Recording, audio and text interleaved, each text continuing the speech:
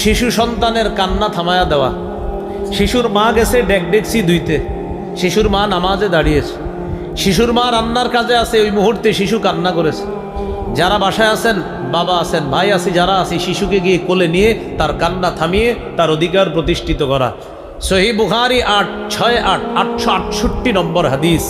এই হাদিসের মধ্যে আছে রাসূলুল্লাহ সাল্লাল্লাহু আলাইহি ওয়াসাল্লাম বলেন, ইন্নী লা আকুমু ইলাস সালাহ ওয়া উরিদু আন উতাওবিলা ফিহা। আমি নিয়ত করছি লম্বা কেরাত পড়ব, হঠাৎ শিশুর কান্নার আওয়াজ শুনি, তখন আমি কি করি? ফাআতাজাওয়াজু ফি সালাতি কারাহিয়াতান আন আশুক্কা আলা উম্মিহি। শিশুর মা আমার পিছনে আছে মুসল্লিয়া হিসাবে, তেও নামাজ পড়তেছে। শিশুর মা আমার পিছনে যতক্ষণ থাকবে শিশু ততক্ষণ কাঁদবে, কারণ আমার নামাজ শেষ না হলে মা তো শিশুকে নিতে পারবে না। তাই আমি নবী কি করি? আমার লম্বা কেরাতের নিয়তটাকে আমি পাল্টায়া ফেলে সংক্ষিপ্ত কেরাত দিয়ে আমি নামাজ শেষ করে শিশুর কান্না থামানোর চেষ্টা করি, আর তার মায়ের কষ্টটাও দূর করার চেষ্টা করে আমি সংক্ষিপ্ত নামাজ ইত্যাদির মাধ্যমে শিশু এবং মায়ের অধিকার প্রতিষ্ঠিত করি।